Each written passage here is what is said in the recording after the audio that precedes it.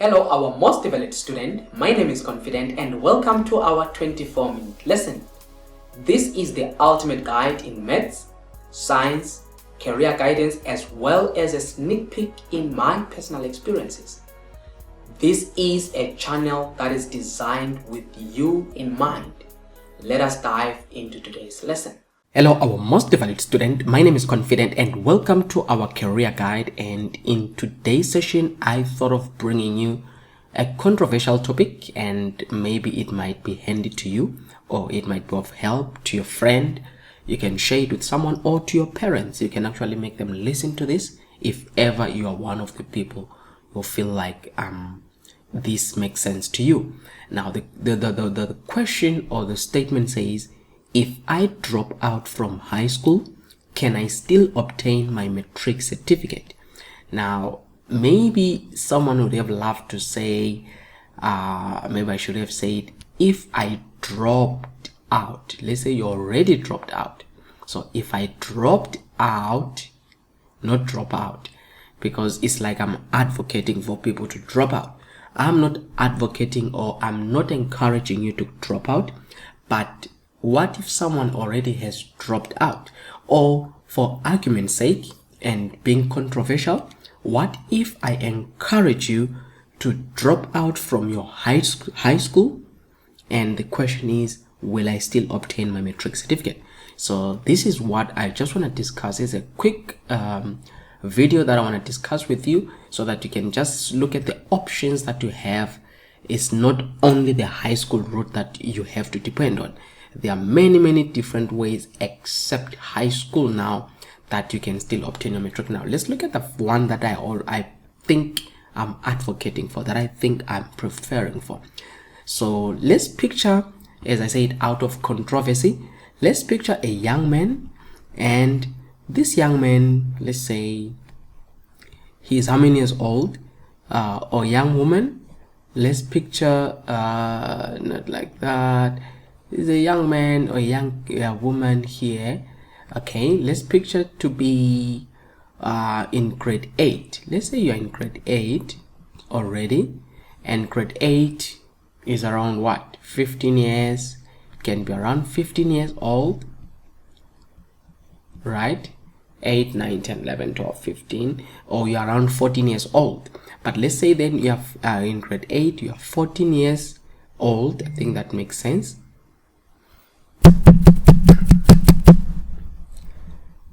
Let's say you're in grade 8 and you are 14 years old, or you are going for your grade 9 and now you're about to turn what? You're about to turn from 14 years, you're about to turn 15 years. And then in grade 9, remember, that is where you have to choose.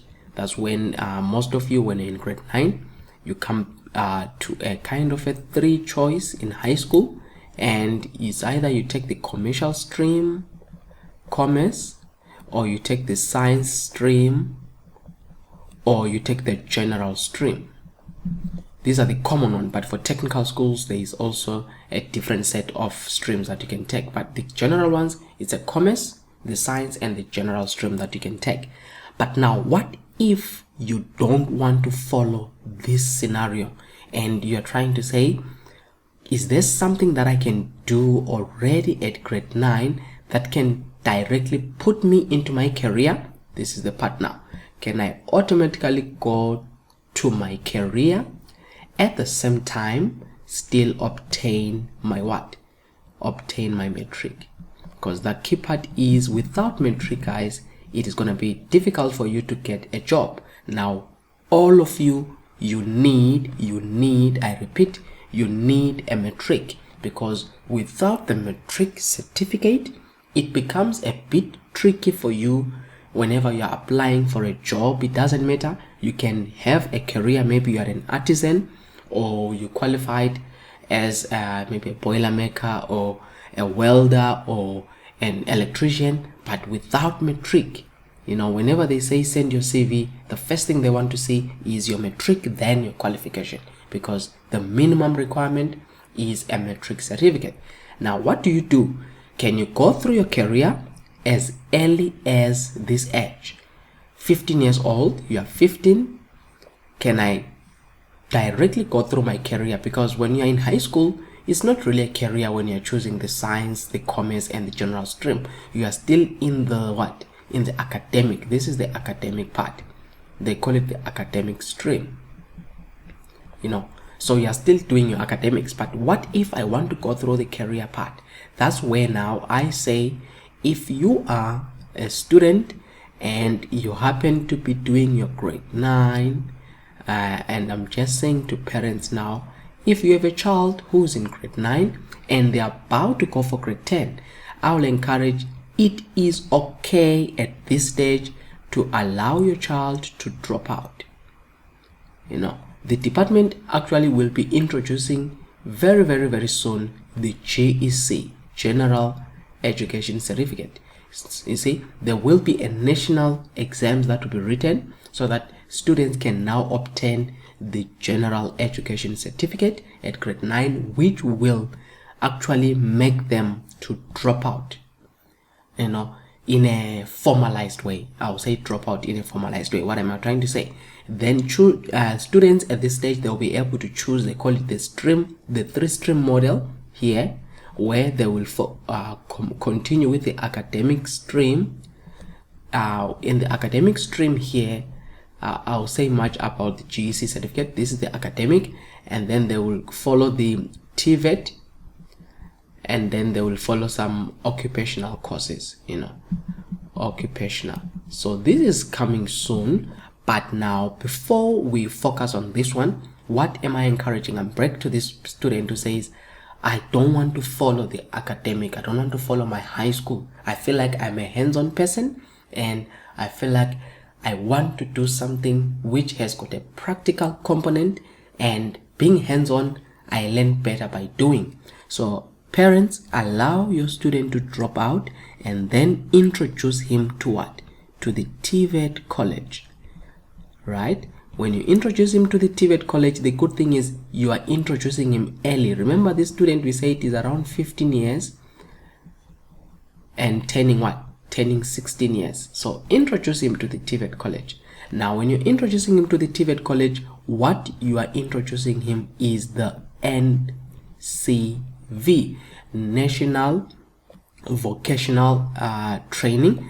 This is the National Certificate in Vocational. By vocational, it's more like with this NCV, the aim here is, or the method of learning is that, number one, it has got the academic side, which is the theory side, academic or theory, where they learn like in a normal high school. And then the important part, which is not in the high school, is that it has got the practical component here. Now, this practical component is what is making most of the students kind of, if those students are hands-on, that's where they come alive, you see. So if your child is hands-on, or if you are a student who feels like I'm a hands-on person, that's where you will find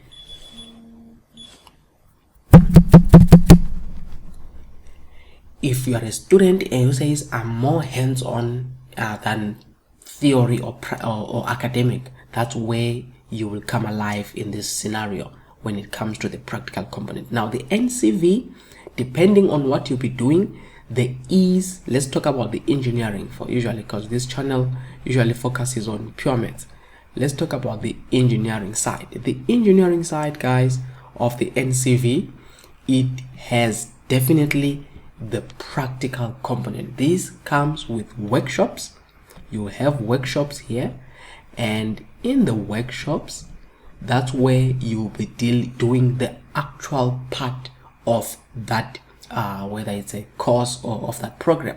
For example, if you choose to do electrical engineering, so what you will have, you will be exposed to workshops where you will practically work with electricity, where you will design some circuits, you will connect some circuits, you will be involved in the actual connections when it comes to electricity or the electrical part, so that there is a hands-on experience that you're going to be gaining. Now, why do I advocate or why do I advise this? Parents, some of us were born hands-on. So if I'm hands-on and I understand things more on practical aspect than learning them theoretically, it will be easier for you to allow me to already touch, feel, and experience them in real life. You understand? So that is, there are some of us who are like that. So the NCV, what it does, it enables you an opportunity to what? To come in contact with workshops, as I said. And for workshops, what are you having? You are having the practical component. Now, does it mean that there is no theory? Obviously, there is the theory, because there are national exams here that you're going to write. And are they easy? No. That's why I'm going to come back to when it comes to the Matric part. They are not easy, and they're going to actually be more challenging here. I'm going to say NB. They are more challenging to me than the what? Than the normal Matric. Okay?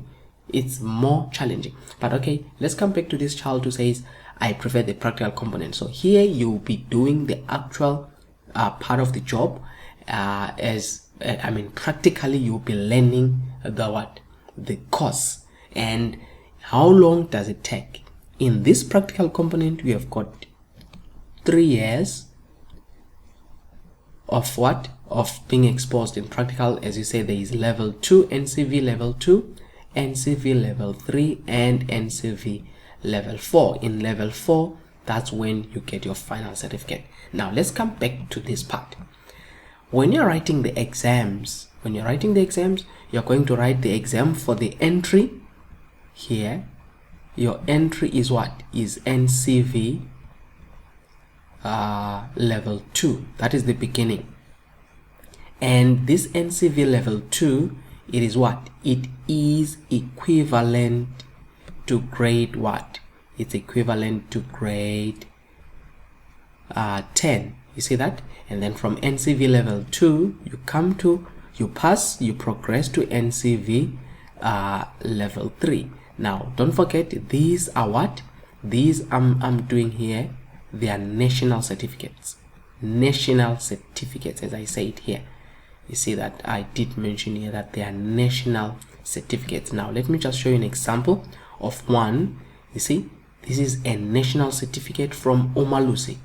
You see, so you'll get for level 2, for level 3, and level 4. This one says information technology and computer science. You see, you are exposed in the actual aspect of information technology and computer science, where the students are involved in the actual programming, in the actual, you see, project management. Well, here, system analysis and design, they actually do projects here. You see, computer programming, they actually are involved in computer programming. That's why they even involve project management, because these are the practical aspect of what they are doing here. That's why they call them what? Vocational subjects. Being vocational, they are practical subjects that need to be done. So this is an example of a certificate that is under what? Umalusi. You know, they say Umalusi. So this is the certificate under Umalusi, the quality assurer. And coming back, you get your national certificates, which is NCV level 2, NCV level 3, and lastly, after NCV level 3, you get your NCV level 4. Now, coming back to the actual grades, so this becomes equivalent in this case to grade 11. So this is grade 11 in a way, and this is grade 12. You see how it's happening. Now, in grade 12, what are you getting? You are getting here a national senior certificate, NSC, right? That's what you get, which is your Matric. So if you pursue to the academic, that's what you're gonna have. But at the same time, guess what? Since this NCV level 4 is equivalent to grade 12, this is also a Matric certificate. You see? So if both of you, someone came from grade 12, someone came from this NCV, don't forget you are all having an NSC, a National Senior Certificate. If you are to apply at a university, for example, let's say you apply at UP, University of Pretoria, guess what? They will accommodate this student, and they will obviously, the NSC is the one that we all know about the NSC, but guess what? There is provision even for those who are coming from what? From NCV, because they are in a way having an equivalent qualification, but not only to me equivalent, it is even superior. All right. Now, why am I saying it's superior or it's more better? You tell me. Now, don't forget, this NSC is just academic, but what about the other one? We said this one of the NCV has got what? It has got practicals. So this guy who come from NCV already has practical aspect. This person, guys, you give him electricity, for example, the electrician, you put him in a house and tell him to do some wiring, he will wire your house. He will do many of the electrical jobs, be it a job, be it any practical hands-on experience on electricity. Unlike my student here, who is just an academic, who doesn't even know what, if I can give him, say, this is a resistor, this is an ammeter, this is a voltmeter, how it functions. It can't even do that, So same thing with those who are doing mechanical or motor and diesel. The guys will be stripping engines. There will be he's a mechanic by the time he's done with NCV level 4. You see. So guys, I will encourage that, because at this stage, while you have your matric, you might ask, do I need to go to university? I'll say it's a choice, but while this guy of NSC is still continuing with his academic, remember that's where now, as we said, he goes to the university. You can, but not a must. What do you do? Because you've got a superior qualification here, you go through the apprentice route. I think what I wanted to check is the previous video where I said there is a video here I did where I was actually saying what to do if you failed. There is an apprenticeship that I explained in detail, and an apprenticeship is between 3 to 4 years. Again, what is it? It's practical more than anything. The apprenticeship is practical more than anything, and then from the practical, what do you do after 3 to 4 years? You become an artisan. When you become an artisan, then you do your trade testing, you become an artisan, and then you become a qualified artisan here. You are a qualified tradesman, you get your red seal. At that moment, you are more than employable, you are in the industry, you are ready for work. You are a qualified artisan. You can do now the actual job of an electrician, of a boiler maker, of a rigger, of a plumber, of a millwright, anything that you can do. So I still encourage students to look more wider. Don't be fixed into this matric university and then you're done. Look at how universities are getting swamped. Everyone wants to go to university. Everyone wants to go to university, but they can only be limited spaces. So what you're doing is, the more students there are, the more they raise the bar, so they start taking even higher grades. Instead of, for example, if they were taking mathematics for level 5, guess what? If there is more of you applying, they first consider the level 6 and the level 7s, you see? So now the bar is being raised. Why? Because you guys are all wanting this thing to say, I want to go to university. It's not for really like when you don't go to university, life is the end. No, just consider on your side the TVET, all right, or the private, even the private colleges. It's also good. They will still give you the equivalent of what the university would have given, but in a better form, because the practical side is where some of you are strong. So what am I saying? Let's come back here. The question was, if I drop out from high school, can I still obtain my matric certificate? The answer is yes. You saw that. you can obtain your Matric certificate. And how can you obtain it? You can obtain it through what? NCV level what? Level 4. So you do your level 2. There is no level 1. It starts from level 2, which is grade 10, level 3, which is grade 11, and level 4, which is grade 12. This then becomes your Matric certificate. But the good part of this one, again in summary, is that number 1, it is practical. Number 2, it is a Matric, and you can use this to enter into what? Into an apprentice, okay, or you can use it to go to university if you are the guy who says, I'm still interested in going to university. So you can see that the NCV actually is, to me, it's a double-edged kind of a knife. It cuts this side and this side. Unlike the Matric on its own, the NSC is just one side cutting, and it can't offer you the practical side of it. So guys, am I advocating for you to drop out?